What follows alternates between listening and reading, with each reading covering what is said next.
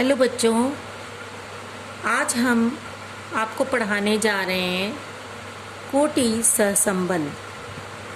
जब कोई चर मूल्य परस्पर एक दिशा में या विपरीत दिशा में घटने बढ़ने की प्रवृत्ति रखते हैं तो ऐसी स्थिति में उनके मध्य एक विशेष प्रकार का संबंध पाया जाता है। इसी संबंध को ही कोटि सहसंबंध कहा जाता है। सहसंबंध की दिशा, जब दोनों चरों की दिशा एक हो तो घनात्मक सहसंबंध होता है तथा जब दोनों के मध्य की दिशा विपरीत हो तो ऋणात्मक सहसंबंध होता है। इस चित्र में आप ध्यान से देखिए, यहाँ पर ए चर है यानी वाई है और यहाँ पर एक्स एक्सिस है। तो यहाँ पर y के चर हैं और यहाँ x के चर हैं। आप ध्यान से देखेंगे कि जब स्टार्टिंग हो रही है यहाँ पर, तो यहाँ से जब चरों में वृद्धि हो रही है तो y और x दोनों ही आगे की ओर बढ़ रहे हैं, साथ साथ आगे बढ़ रहे हैं। यानी कि x में भी बढ़ोतरी हो रही है और y में भी बढ़ोतरी हो रही है। तो इस संबंध को घनात्मक सहसंबंध कहते हैं। बिल्कुल इसके ठीक विपरीत आप इस चित्र में आप देखिए, x चर हैं और y चर हैं। तो आप ध्यान से देखेंगे y 20 है यहाँ पर और x यहाँ पर 10 है। 1 2 3 4 10 और 2 2 4 जा 20। ठीक है ना। यहाँ से 2 4 6 8 10 12 14 16 18 20। लेकिन यहाँ पर जब यहाँ से स्टार्ट हो रहे हैं चर, यानी कि यहाँ से स्टार्टिंग ही 20 से हो रही है, जब ये आगे बढ़ रहा है y चर, तो क्या हो रहा है, कम होता जा रहा है। किंतु जो x चर है ये क्या हो रहा है, ये बढ़ रहा है। जब x बढ़ रहा है तो y क्या हो रहा है, कम हो रहा है। यानी कि एक बढ़ रहा है तो एक जो है वो कम हो रहा है। तो इसका मतलब ये हुआ इन दोनों चरों के मध्य पूर्ण ऋणात्मक सहसंबंध है। तो बच्चों, अब इसके बाद हम लोग कोटि सहसंबंध कैसे निकालना है, किस तरह से, ये हम सीखेंगे। इसका सूत्र है कोटि सहसंबंध का P तो चिन्ह है, P का मतलब होता है कोटि सहसंबंध।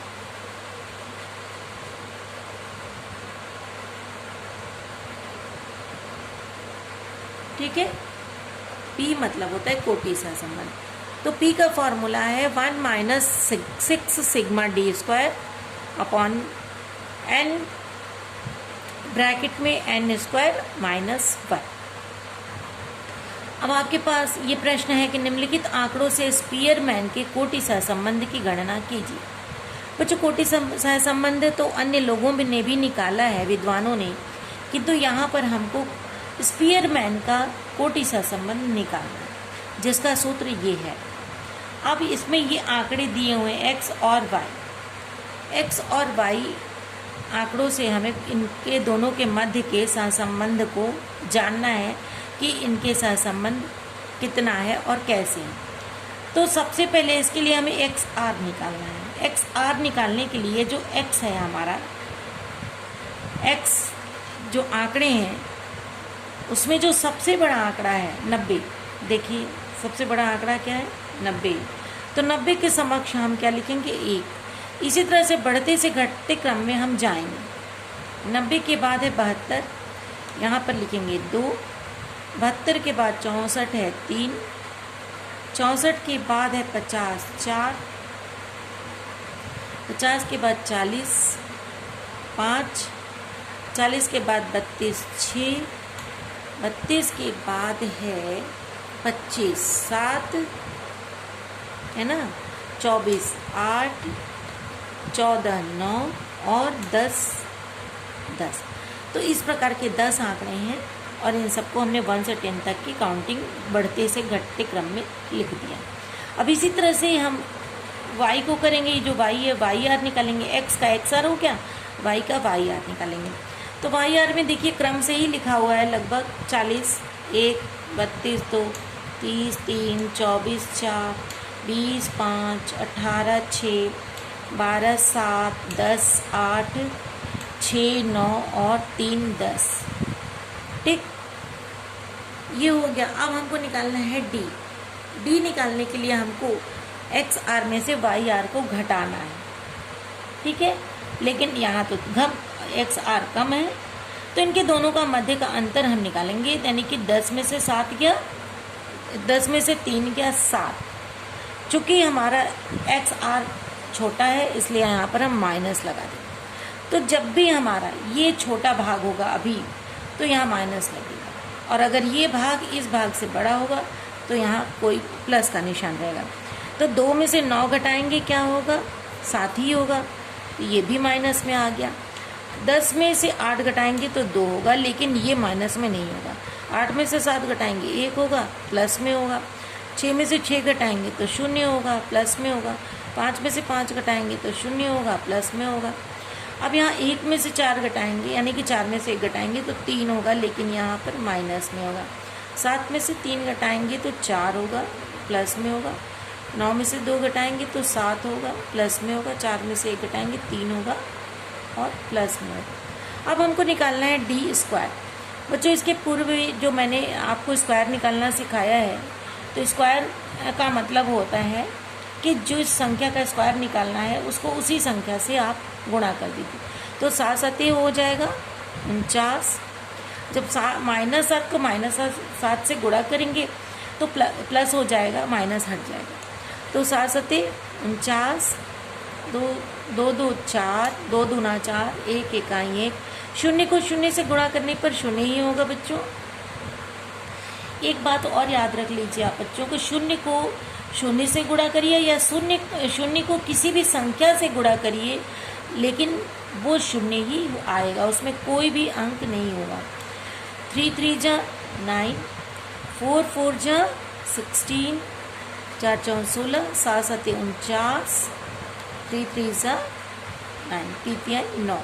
इनको अगर हमको जोड़ना है तो सिग्मा डी स्क्वायर आएगा 9 9 18, 4 22 21, 9 32, 6 38 38 और 9 47 और 9 56। इसके वजह 5 4 9 4 13, 1 14, 4 18, यानी कि 186।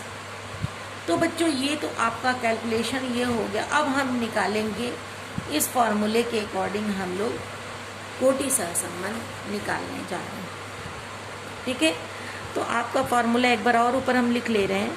P = 1 minus sigma D square upon n bracket में n स्क्वायर माइनस 1।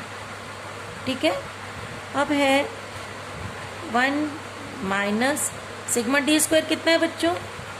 186 है। ठीक है, तो 186 बटे 6 है ना, 6 सिग्मा डी स्क्वायर। तो 6 सिग्मा डी का स्क्वायर का मतलब होता है 6 गुणे 186। ठीक है, बटे 9। n क्या है? n कितना है बच्चों? 10 है। तो 10 उसका 10 यहाँ भी होगा, 10 स्क्वायर माइनस 1। अब फिर से देखिए 16 इंटू 186 अपॉन 10, यहाँ होगा 10 दहा में 100, 10 का स्क्वायर 100 होगा, फिर माइनस 1।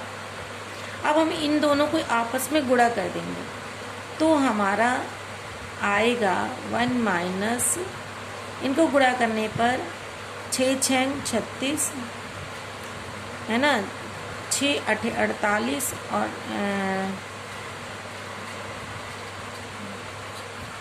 48, 8 और 3 11। ठीक है, 6 एकम 6 51, 6 एकम 6 5 11, तो आ जाएगा 1116। बटे इसमें से 100 में से 1 गया 99 हो गया, और 99 को 10 से गुणा करोगे तो 900 90 हो जाए। ठीक है बच्चों। अब अगर हम 116 में 990 से जब भाग देंगे बच्चों तो आ जाएगा 1 माइनस 1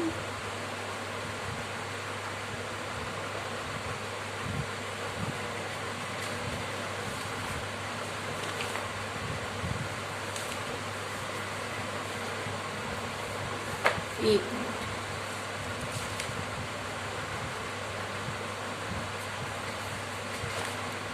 हाँ, आपको एक बता दे बेटा, जब इसमें हम इससे इसमें भाग देंगे तो आएगा 1.127।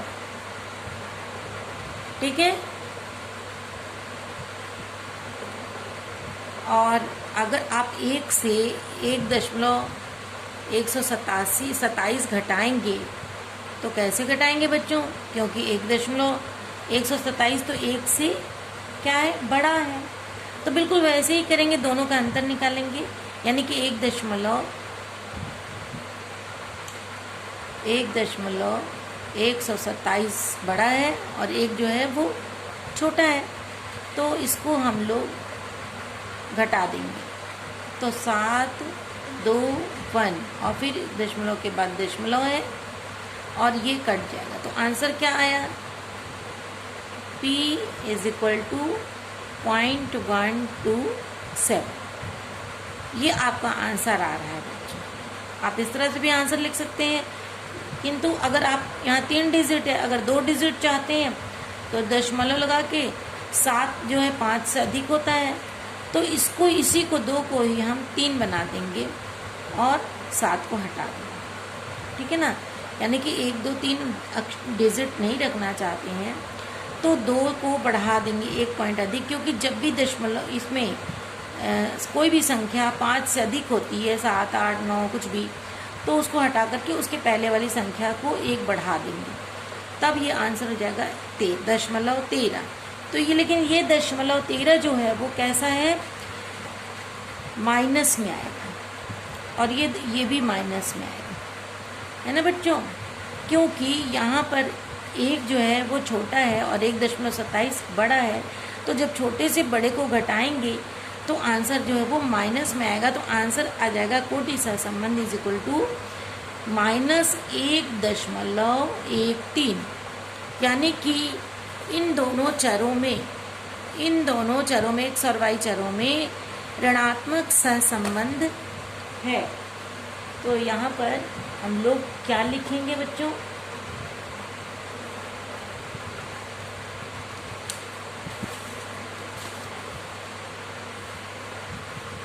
अर्थात दोनों चरों में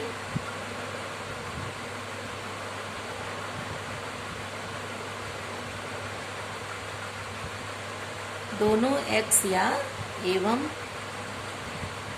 y, है ना, चरों के मध्य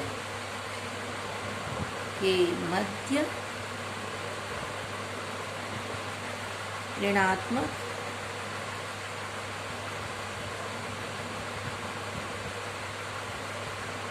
सहसंबंध